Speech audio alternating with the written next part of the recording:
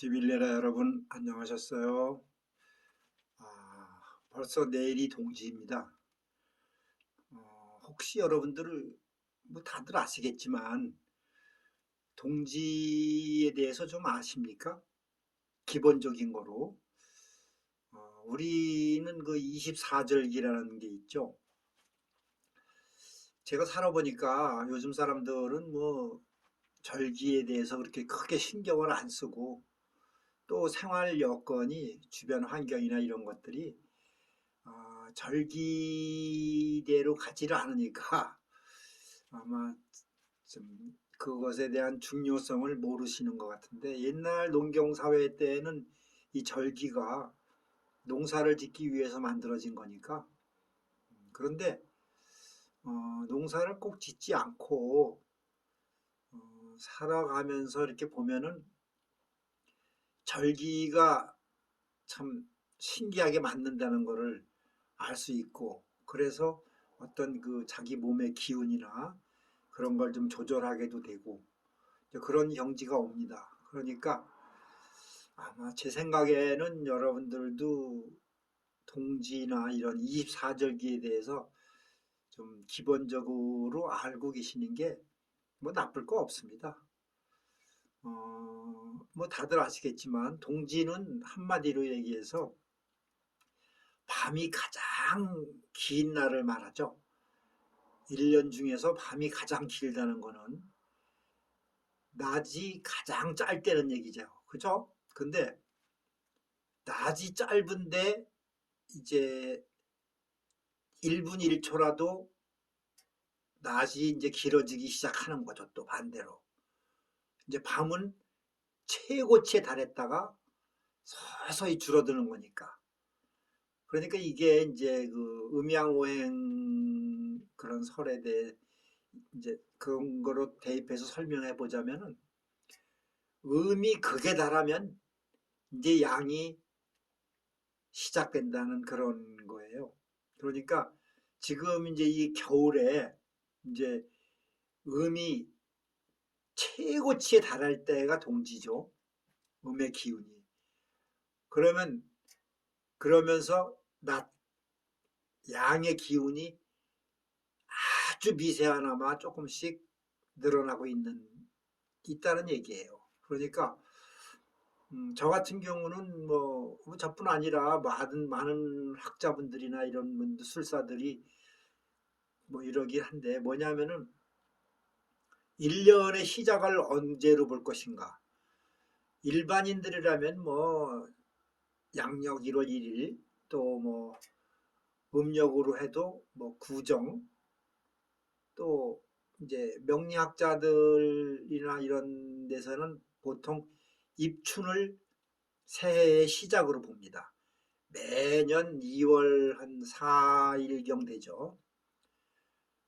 그래서 이제 그게 봄이 시작된다는 의미인데, 어, 솔직히 뭐 입춘 추위라는 게 또 보통이 아니죠.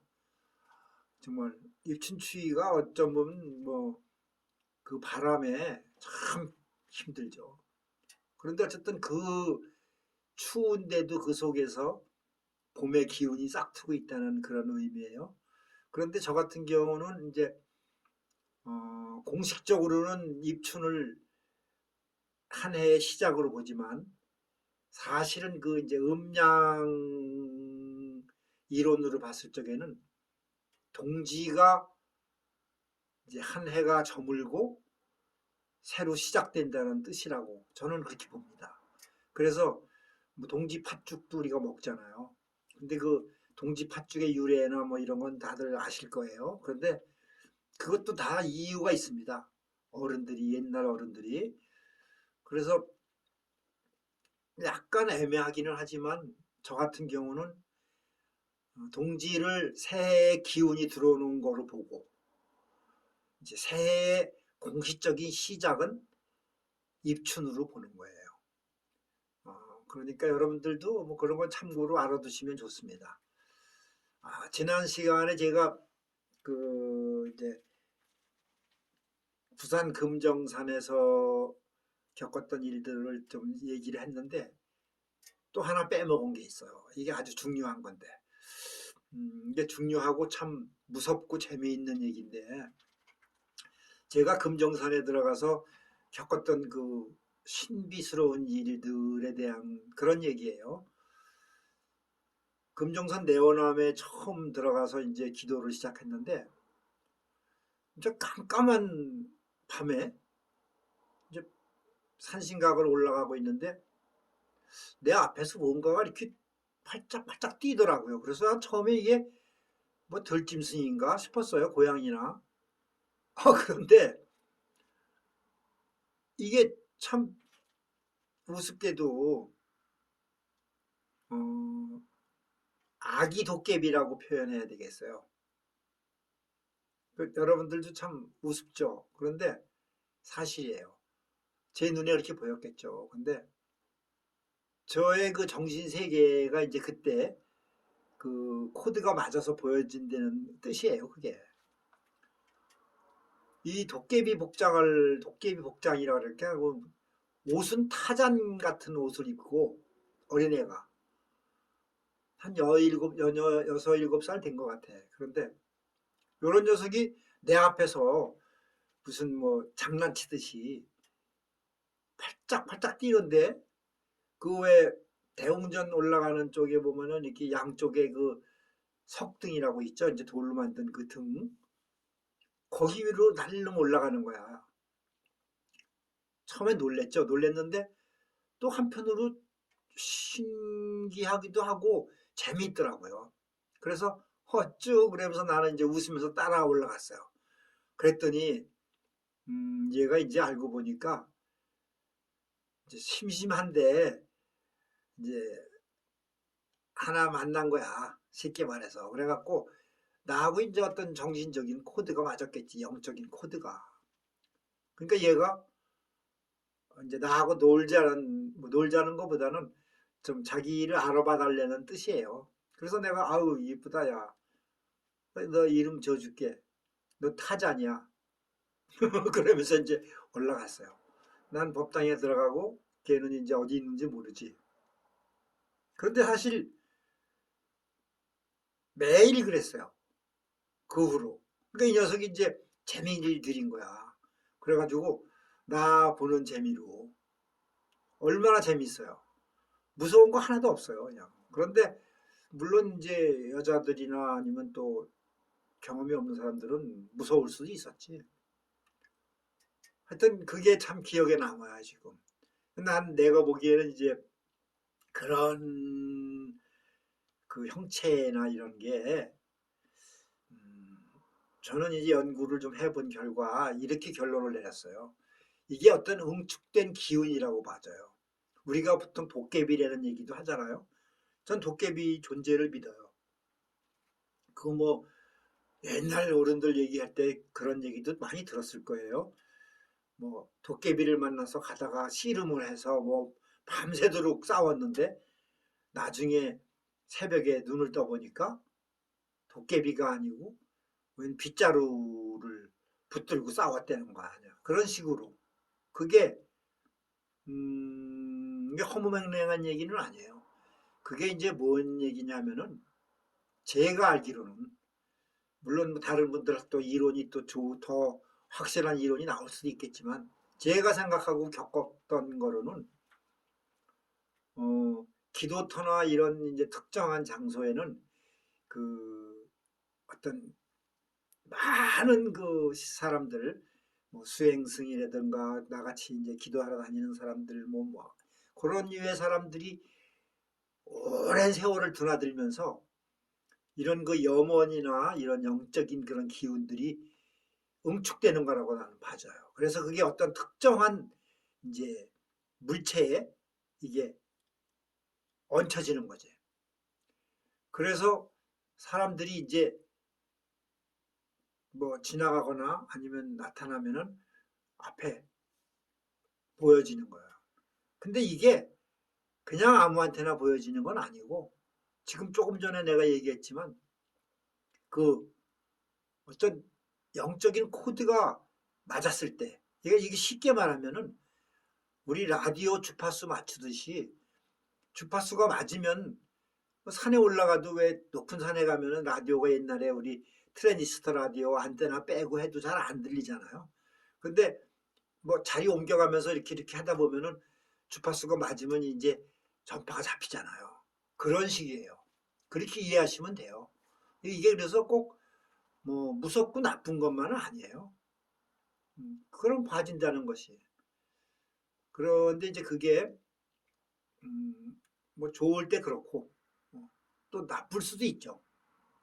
근데 그거는 이제 또 이 본인의 그 어떤 행실이나 자세나 정신적인 그런 것도 중요해요. 그렇기 때문에 뭐 이렇게 딱 단정지어서 좋다 나쁘다를 말할 수는 없죠.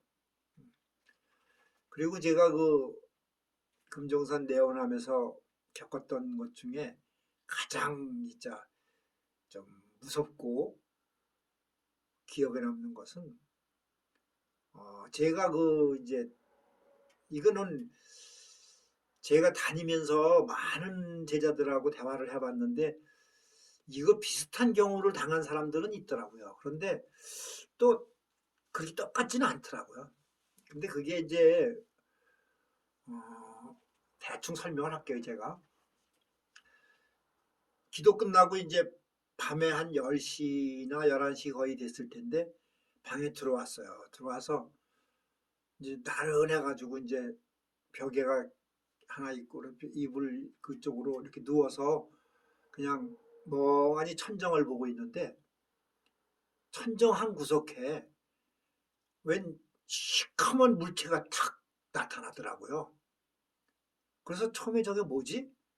그런데 마치 이게 참 표현하기 어려운데 우리 그 뭐 아라비안 나이트 같은 걸 보면은 왜 그 요술 램프인가 뭐 마술 램프인가 이 램프가 있잖아요.